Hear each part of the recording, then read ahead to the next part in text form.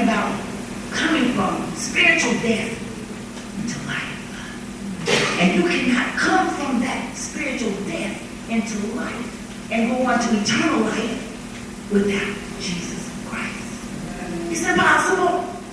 You can live, you can die physically, but you cannot go from spiritual life, spiritual death into spiritual life without the hand of God being on your life. Yeah, you can't do that yourself. No one can. No one.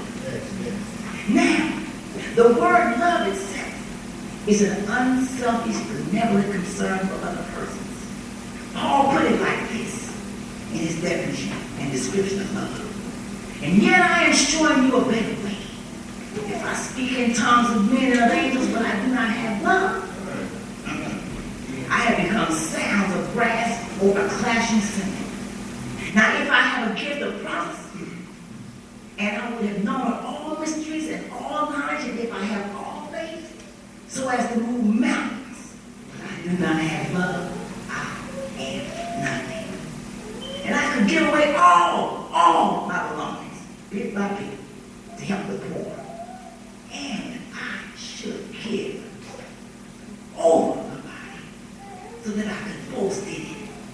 But if I do not have love, I benefit nothing. Micah said, what I come before the Lord. Will I come to the Lord? You got myself before God. Will I come before him? This is the Old Testament prophet, right? Will I come to him before him with offerings of calves of a year old? Will the Lord be pleased with thousands of rams or with 10,000s of rivers of oil? Will I give my firstborn for my transgressions, the fruit of my body, for the sin of my soul?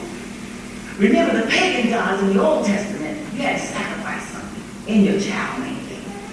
Okay, God doesn't ask us for that, but he gave us his son. He gave us his son. Now, when we're speaking of Jehovah, which is the Greek name for God, Yahweh, which is the Hebrew name for God, I love that name the most. But he has shown you, oh man, what is good. And what does the Lord require of you but to do justice, to love loving kindness? They're two separate words. To walk humbly with your God. This is one of the most significant verses in the Bible. Do justice, love loving kindness. Walk humbly with him. That's what he asks of us. Yes. Amen. One of the attributes of our God is that he shares with mankind is his loving kindness. He has what we call moral attributes. One is mercy, another one is justice, another one is loving kindness. Yes. And we are created in his image. So he shares those things with us. He allows us. He's deposited in us those same things. There's some attributes that he has that only God, him, and him alone have. But these are moral attributes. That's right. Yeah. And he requires that of us if we're a child of God. Every man and every woman that's born again should strive to acquire attributes. And the core of this attribute is agape. Do you know what agape is? Agape means it's unconditional. It means that I don't only love you if you love me. I'm only kind to you if you're kind to me. I only help you if you help me. I only forgive you if you forgive me. That's what it means. So if we're walking around with that kind of attitude, but guess what? Agape love, even though it's acquirable, we can acquire it, but we can only get it from God. Because it comes from God. We in our humanity are not born with that. We're born into sin and shapen in iniquity. What is iniquity? Hatred, unforgiveness, rebelliousness, slander, gossip. That's the recipe for iniquity. Okay. When every man comes into this world, he comes the same way. Okay. And as he progresses into his sin, he gets worse and worse and worse and worse and worse. I I mean, you don't see a baby pick up a gun to shoot somebody in the head, right? But if that iniquity isn't chastened, is not submitted, not surrendered to God, and let God change him and make him a new man, he will kill somebody at 10. Yes, he will. That's what's going on right now. How could a child? How could a child? He's only a child. How could he kill somebody? How could he stick a gun in somebody's head? How could he rape somebody? Oh, but he can. Because it's in his flesh nature. That's what it is. A nature that's against God. And it's against you and me too. He has no concern for others. We have no concern for others. We just want to make sure, as it's there and say, that I survive. That's what I'm trying to make sure. I survive. You get yours, I get mine. That's the law. That's the law of man in the world. Okay? But one of the things, a perfect example of love is how we treat each other. Okay? It's how we treat each other. Are we kind? Are we loving? God is gentle and steadfast in his love and his mercy to us. And he extends it freely to his people. Let me give you a description of it. From words of David, Psalm 33:6. It says, let me give you a description of it. He says, let me give you a description of it. He says, because your loving kindness is better than life. My lips will praise you.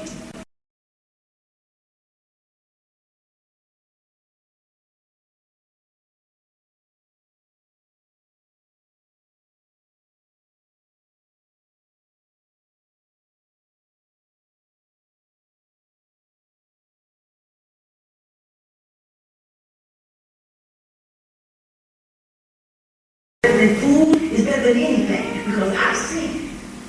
And it had not been for your loving kindness, my enemies would have killed me by now. My sin will dissolve me by now, and I will be lifting my eyes up in heaven. That's what he's saying. He put it nice in the song to use it, but that's what it means. Okay? Have you not felt some of these same feelings? Has your heart not cried out to our God the same? Have you and I not been so overcome by circumstances, rebellious children, unfaithful spouses, the death of a loved one, betrayal of close friends we thought, gossip, slander, shameful situations? And all we need at a time like this is some love and some kindness. And if our neighbor can't give it to us because they're just as wicked as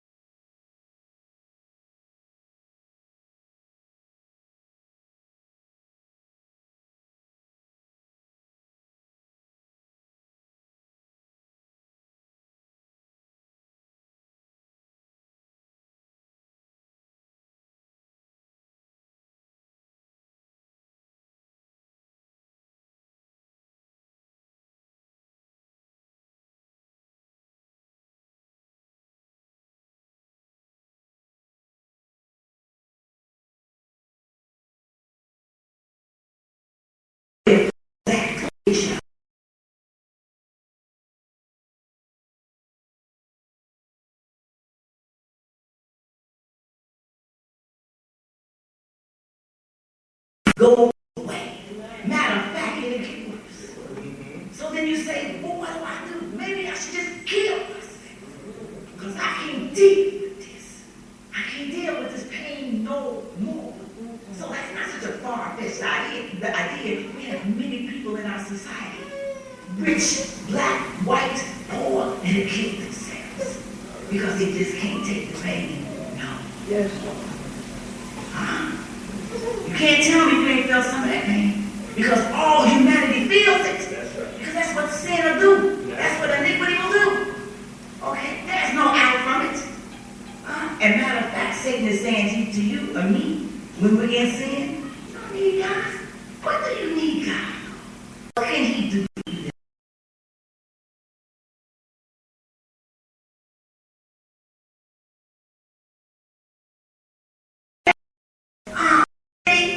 And when you was at the casino last week and you won $8,000, did he give you that?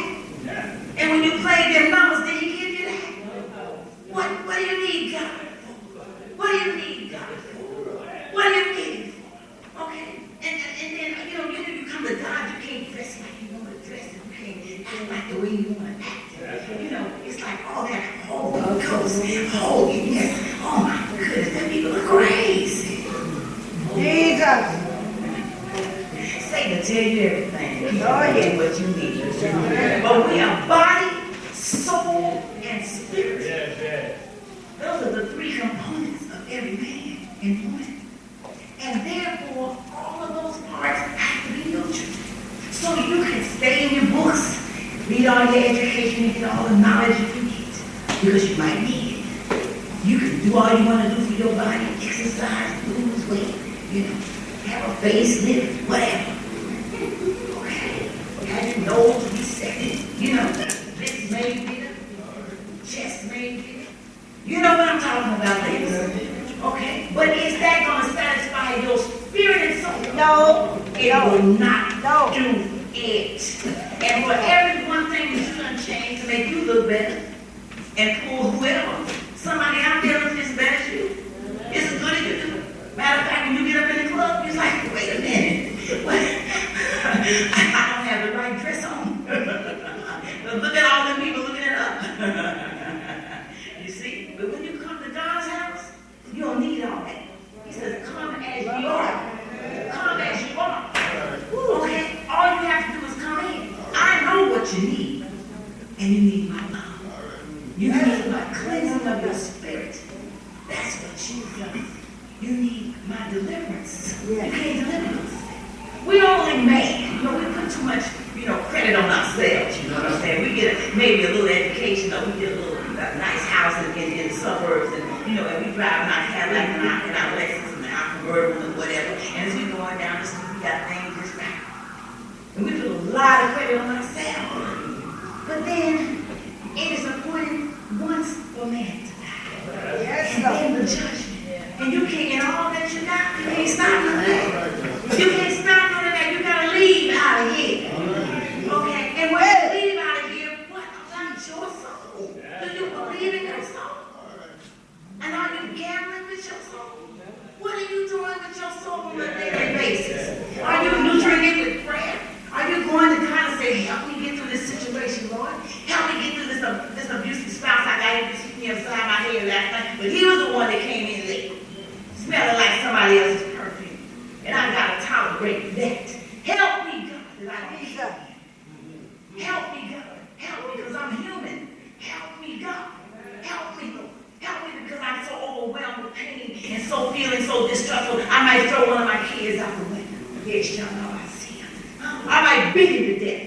Okay? We're not above all that unless we have God's power